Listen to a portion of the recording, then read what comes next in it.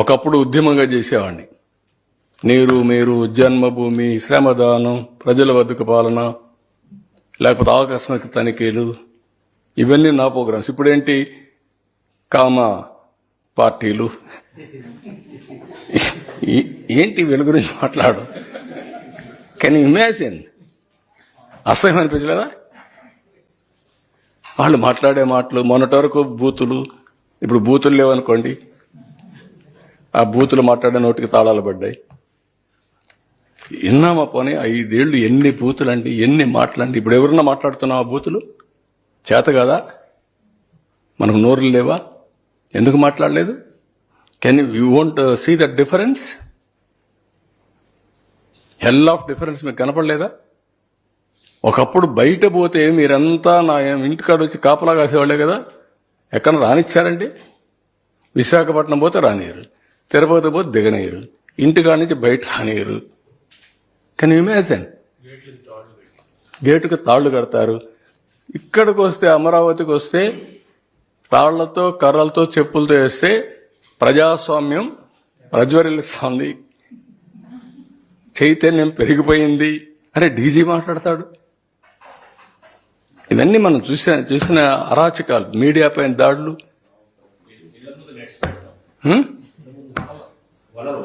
వల్ల పెట్టడం, పైన డ్రోన్స్ వేయడం, ఆడబిడ్డలుంటే ఆడబిడ్డలు బాత్రూముల్లో ఉంటే డ్రోన్స్ ఎగరేయడం, పైశాచిక ఆనందం కాకపోతే, పిచ్చితనాలు కాకపోతే ఏంటి ఇవన్నీ తలుచుకుంటే ఇవన్నీ జరుగుతాయా అని ఆశ్చర్యం అయింది మీకు అన్నాయి. కానీ మీరు మర్చిపోతే ఏంటంటే ప్రజలు కూడా మర్చిపోయేదానికి ప్రయత్నం చేస్తారు. కానీ జ్ఞాపకం చేయకపోతే ఈ భూతం అటా ఉంటుంది. ఇప్పుడు మీకు మస్కిటోస్ ఉంటాయి. ఒక సీజన్లో మస్కిటోస్ సైలెంట్ అయిపోతాయి, ఆ సీజన్ వస్తే జుమ్మని వస్తాయి, మల్టిపుల్ లావాకి వెళ్ళిపోతాయి. అది వెళ్ళిపోయి మళ్ళీ కరెక్ట్గా మీరు ఆ సీజన్ వస్తే మళ్ళీ ఓవర్ నైట్ పుట్టగొడుగులు మరి ఉన్నాయి. కొన్ని చలి ఇవి ఉంటాయి, అవి ఏమంటారు మన పల్లెటూరులో చలివెందులేదు అంటారు, ఒక ఈగలు.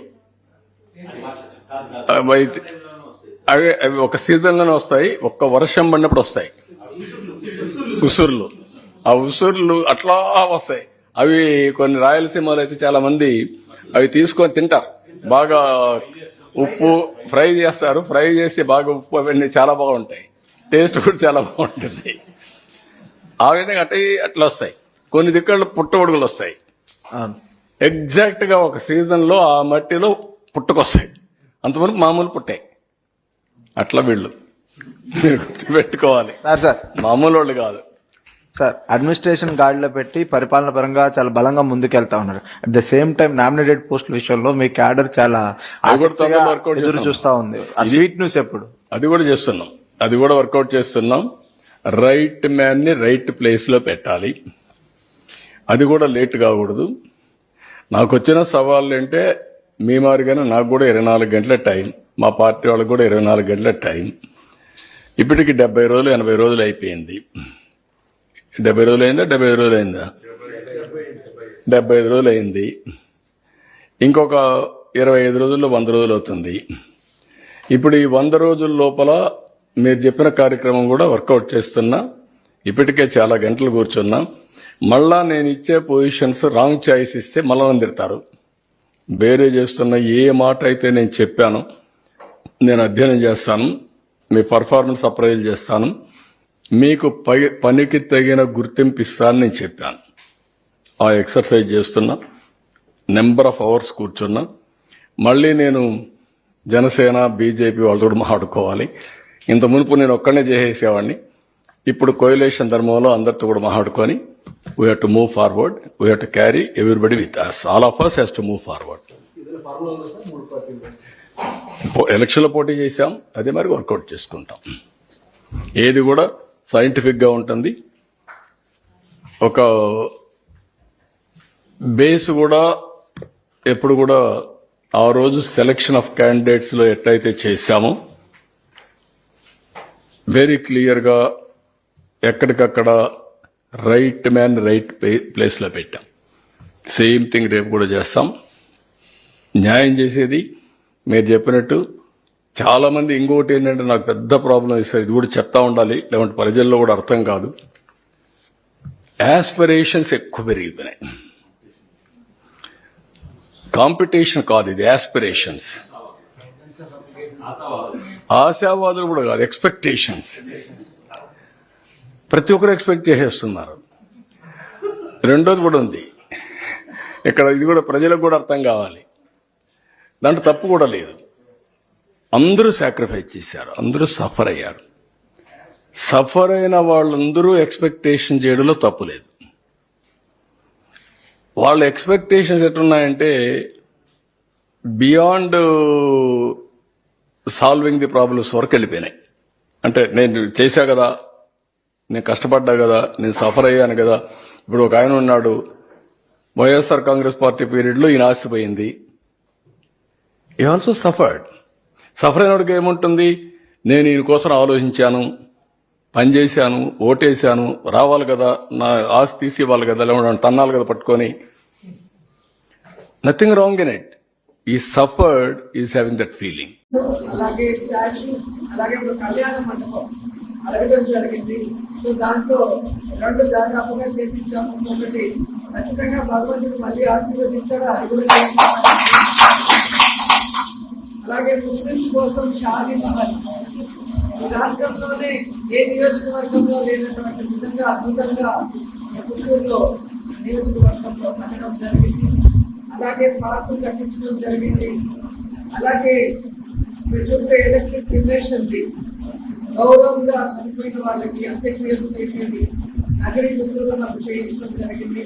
అలాగే చూస్తే రోడ్లు కానీ ట్రైన్స్ కానీ ఏ అడిగినా చేయడమే కాకుండా ముఖ్యంగా పాలిటెక్నిక్ కాలేజ్ పిల్లల కోసం చక్కటి పాలిటెక్నిక్ కాలేజ్ అందించి ఈరోజు పిల్లలు గౌరవంగా చదువుకోవడమే కాకుండా ప్లేస్మెంట్స్ కూడా కాలేజీకి వచ్చిన వాళ్ళకి ఉద్యోగాలు ఇస్తూ ఉంటే నిజంగా నాకు చాలా హ్యాపీగా అనిపిస్తుంది. కూడా ఈ సందర్భంగా తెలియజేస్తున్నాను. ఇదే ప్రాంతంలో మీరు చూస్తే ఇక్కడ బల్జభవన్ పూర్తయింది. దగ్గరలోనే మన ముదిలేయాల్సి కోసము టీటీడీ నుంచి వైఎస్ఆర్ కళ్యాణ మండపం కూడా కట్టించడం జరిగింది. సో అలాగే అర్బన్ హెల్త్ సెంటర్ కట్టించడం జరిగింది.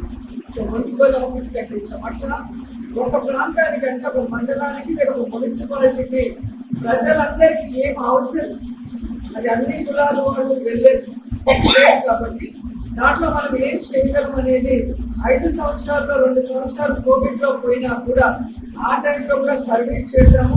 మిగతా టైంలో డెవలప్మెంట్ కూడా చేసి కూడా గర్వంగా చెప్పగలం.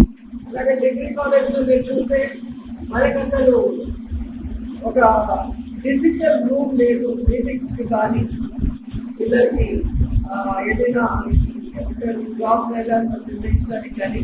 సో టెక్నికల్ గా మనకి ఒక పెద్ద రూమ్ ఆల్ ఫెసిలిటీస్ తో కావాలి అంటే చారిటబుల్ ట్రస్ట్ ద్వారా చారిటబుల్ ట్రస్ట్ ద్వారా అది కూడా ఎలక్షన్స్ ముందే పూర్తి చేసుకోవడం జరిగింది. అలాగే పుత్తూరు కోర్టులో రోడ్డు లేక బతుకులుగా ఉంటే రోజా చారిటబుల్ ట్రస్ట్ ద్వారా ఆ రోడ్డు కూడా వేయించడం జరిగింది.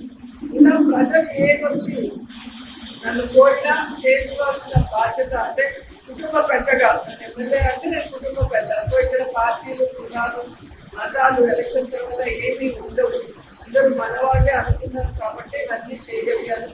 సో మన ఎలక్షన్ ఒక సునామీ లాగా జరిగిపోయింది. సో ఇది ప్రజలు ఓడించిన ఓటమి కాదు. ఎందుకంటే మనం ఏ తప్పు చేయలేదు.